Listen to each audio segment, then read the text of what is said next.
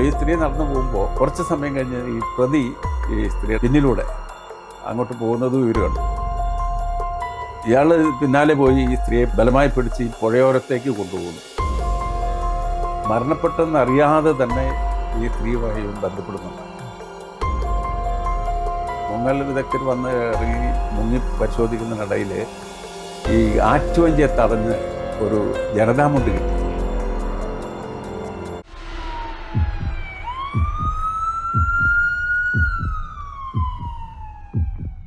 Kannur vision charge ഷീറ്റിലേക്ക് പ്രിയ പ്രേക്ഷകരെ നിങ്ങൾക്ക് സ്നേഹപൂർവ്വം സ്വാഗതം.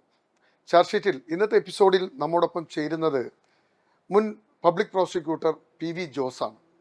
ഏതാണ്ട് 2 പതിറ്റാണ്ട് മുമ്പ് കണ്ണൂർ ജില്ലാ കോടതിയിൽ 2 ടേമായി 6 വർഷം പബ്ലിക് പ്രോസിക്യൂട്ടറായിരുന്ന PV ജോസ് അദ്ദേഹത്തിൻ്റെ ഔദ്യോഗിക കാലയളവിൽ കടന്നുപോയ ചില കേസുകളുടെ പശ്ചാത്തലത്തിലൂടെ സഞ്ചരിക്കുകയാണ്. അതിൽ ഒരു 40 വയസ്സുള്ള ഒരു വീട്ടമ്മ ഇഷ്ടിക കളത്തിൽ ജോലി ചെയ്ത് മടങ്ങുമ്പോൾ ഒരു ബലാത്സംഗത്തിന് ഇരയാകുന്നു. അത് അവരെ കൊലപ്പെടുത്തിയ ശേഷമാണ് ബലാത്സംഗം ചെയ്തത്. ഒരു പുഴയുടെ തീരത്ത് വെച്ച് റബ്ബർ തോട്ടവും കശുമാവിൻ തോട്ടമൊക്കെ നിറഞ്ഞൊരു പ്രദേശമാണ്. അതോടൊപ്പം തന്നെ ചെറിയ ഒരു പുഴയുമുണ്ട്. ആ തീരത്ത് വെച്ച് ആ വീട്ടമ്മയെ മൃഗീയമായി കൊലപ്പെടുത്തിയ ആ കേസിൻ്റെ നാൾവഴികളിലൂടെയാണ് ഇന്നത്തെ ചാർജ് ഷീറ്റിൻ്റെ സഞ്ചാരം. പ്രേക്ഷകർക്കും ഒപ്പം PV ജോസിനും ചാർജ് ഷീറ്റിലേക്ക് സ്വാഗതം. വക്കീലെ, എവിടെയാ താങ്കളുടെ വീട്? ശരിക്കും കേളകം മലയോരത്താണ് അല്ലേ? അതെ അതെ. ഏത് ഇയറിലാണ് ഇവിടെ പ്രോസിക്യൂട്ടർ ആയിട്ടുണ്ടായിരുന്നത്?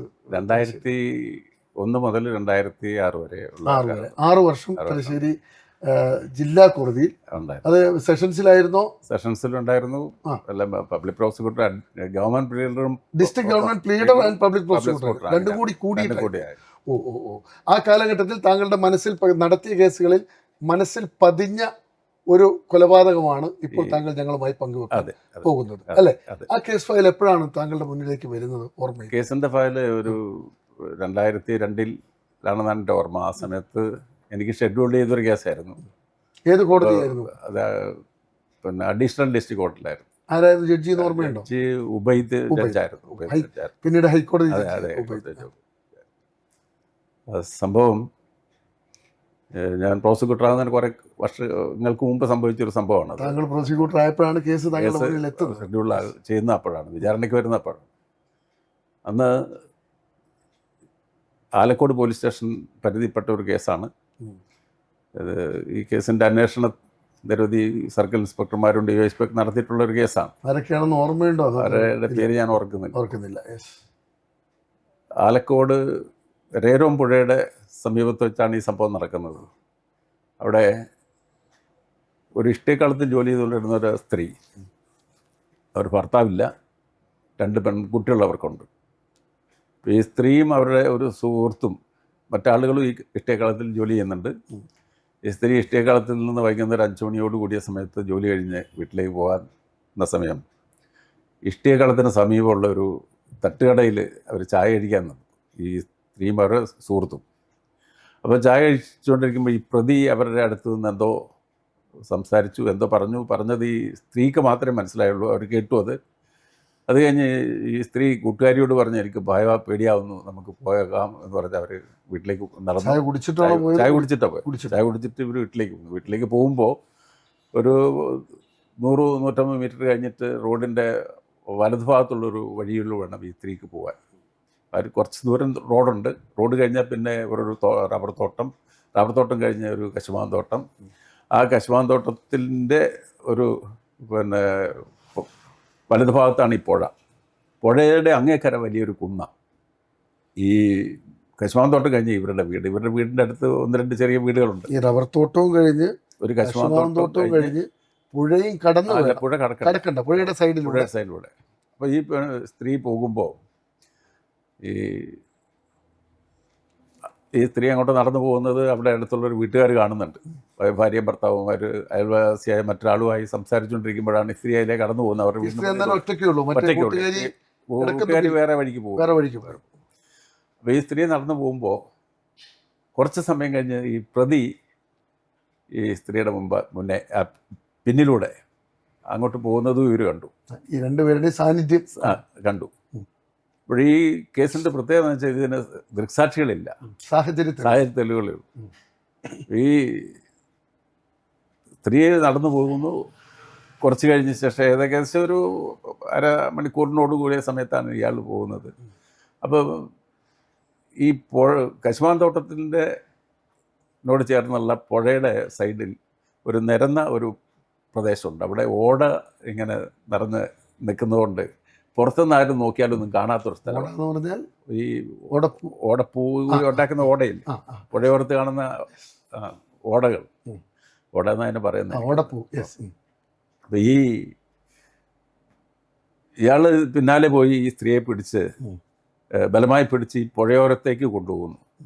നടന്നുപോയ സ്ത്രീ പുറകെ പോയി ഇയാൾ പിടിച്ച് പുഴയോരത്തേക്ക് കൊണ്ടുവരും. അപ്പോൾ അത് വലിച്ചഴിച്ചു കൊണ്ടുവരും. ഇവർ നിരന്ന സ്ഥലമാണ്. അപ്പോൾ പുഴയോരത്ത് കൊണ്ടുവന്ന് ഈ ബലാത്സംഗം ചെയ്യുന്നതിനിടയിൽ ഈ സ്ത്രീയുടെ വാ ഇയാൾ കൈകൊണ്ട് പൊത്തിപ്പിടിക്കുന്നു. പൊത്തിപ്പിടിച്ച് ശ്വാസം മുട്ടി സ്ത്രീ മരണപ്പെട്ടു എന്നുള്ള കാര്യം ഇയാൾ ഇയാൾക്ക് മനസ്സിലാകുന്നില്ല. ബലപ്രയോഗത്തിനിടയിൽ ഈ ബലാത്സംഗം ചെയ്യാൻ വളരെ ഒരു തീരെ മെലിച്ച സ്ത്രീയാണ്, അധികം ആരോഗ്യമൊന്നുള്ള സ്ത്രീയല്ല അവർ. അപ്പോൾ ഈ മരണപ്പെട്ടെന്ന് അറിയാതെ തന്നെ ഈ സ്ത്രീയുമായി ബന്ധപ്പെടുന്നുണ്ട്. ഇങ്ങനെ വീട്ടിൽ ഈ ആളുകൾ അന്വേഷിക്കാൻ തുടങ്ങി. അമ്മ വീട്ടിലെത്തിയിട്ടില്ല, പെൺകുട്ടികൾ അടുത്തുള്ള വീട്ടിലൊക്കെ പറഞ്ഞു. രാത്രിയായപ്പോൾ ആളുകൾ ഇവരെ കാണുന്നില്ല, പരിസരമൊക്കെ അന്വേഷിക്കുന്നു. പെട്രോൾ മാക്സൊക്കെ കൊണ്ട് കശുമാൻ തോട്ടത്തിലൊക്കെ ആളുകൾ അന്വേഷിക്കുമ്പോൾ ഈ അന്വേഷിക്കുന്ന ആളുകളുടെ ഈ പ്രതി കുഞ്ഞിരാമൻ എന്നാണ് കൂട്ടത്തിലുണ്ട്. ആ പ്രതി ആ കൂട്ടത്തിലുണ്ട്. അപ്പോൾ പ്രതി അന്വേഷിക്കണം നടന്ന ആളുകൾ അന്വേഷിക്കുന്നത് പ്രതി പറയുന്നുണ്ട് കാല് തല തട്ടാൻ നോക്കണമെന്ന്. ഇത് കശുമാൻ തോട്ടത്തിലെങ്ങനെ തൂങ്ങി ചെന്നിട്ടുണ്ടെന്നുള്ള ഒരു ധാരണ. അപ്പോൾ അങ്ങനെ തൂങ്ങി മരിച്ചിട്ടുണ്ടാവുന്നൊരു സൂചനയാണ് പ്രതി ഈ കൂട്ടം നിന്നിട്ട് ആളുകൾക്കിടയിൽ സ്പ്രെഡ് ചെയ്യാൻ വേണ്ടി ആളെ ശ്രമിക്കാൻ മാറും. അങ്ങനെ ആ ദിവസം കഴിഞ്ഞ് രാത്രി അന്വേഷിച്ച് കണ്ടില്ല. പിറ്റേ ദിവസം ഈ അന്വേഷണം തുറന്ന ആളുകൾ അങ്ങനെയാണ് പുഴയിലെങ്ങാനും വീണിട്ടുണ്ടോ എന്ന ഒരു സംശയം ആളുകൾക്ക്. പുഴ അടുത്തുണ്ടല്ലോ, കുളിക്കാനെങ്ങാനും ഇറങ്ങിയപ്പോൾ പുഴയിൽ പോയി ഇങ്ങനെ വീണോ. അപ്പോൾ ഇവരുടെ വസ്ത്രങ്ങളൊന്നും പുഴയുടെ ഭാഗത്ത് കാണുന്നില്ല.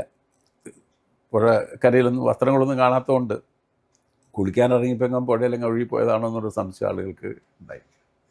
അങ്ങനെ ആ സംഭവ സ്ഥലത്തിൻ്റെ പരിസരത്തൊരു വലിയ മരമുണ്ട്. മരത്തിൻ്റെ വേരുകൾ ഇങ്ങനെ സ്പ്രെഡ് ചെയ്ത് പുഴയിലേക്ക് തള്ളിയൊക്കെ നിൽക്കുന്നുണ്ട്. അവിടെ ഒക്കെ മുങ്ങൽ വിദഗ്ധർ ഇറങ്ങി പരിശോധിക്കുന്നതിനിടയിൽ ഈ വലിയൊരു കായം പോലെ ഉണ്ട് അവിടെ.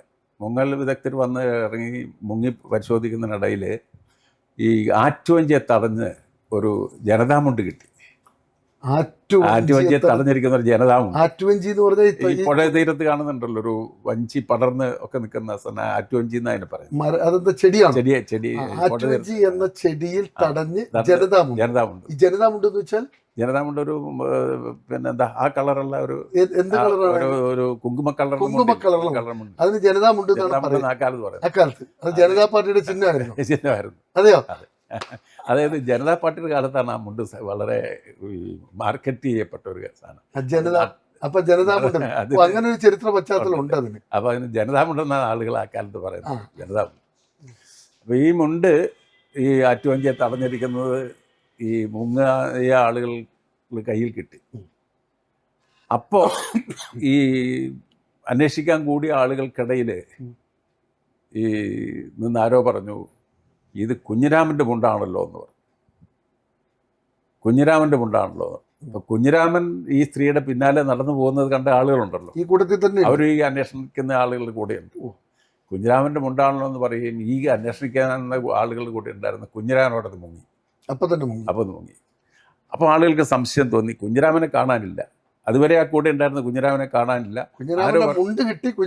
കാണാനില്ല. അപ്പോൾ ആളുകൾ പറഞ്ഞു കുഞ്ഞിരാമൻ തന്നെയാണ് ഇതിൻ്റെ ആള്. കുഞ്ഞിരാമനെ പിടിച്ചാൽ സംഭവം അന്വേഷിച്ചാൽ അയാളെ വിളിച്ച് ചോദ്യം ചെയ്താൽ അയാളെ വിളിച്ച് ചോദ്യം ചെയ്യാൻ സംഭവത്തിന് തെളിവുണ്ടാവുമെന്ന് പറഞ്ഞു. അങ്ങനെ പോലീസ് ഒക്കെ ഉണ്ട് സംഭവ സ്ഥലത്ത്. അങ്ങനെ ഈ കുഞ്ഞിരാമനെ പോലീസ് ആലക്കോട് വെച്ച് തന്നെ ഇവൻ വിട്ടു പോകാൻ വേണ്ടി പോയതാണ്. പക്ഷേ പിന്തുടർന്ന് കുഞ്ഞിരാമനെ ആലക്കോട് ടൗണിൽ നിന്ന് അടുത്ത് വെച്ച് കിട്ടി. അപ്പോൾ അതിനിടയിൽ തന്നെ ഈ മുങ്ങിയ ആളുകൾക്ക് ഈ വേരിൻ്റെ ഇടയിൽ കുടുങ്ങി നിൽക്കുന്ന പോലെ ഈ ഡെഡ് ബോഡിയും കിട്ടും.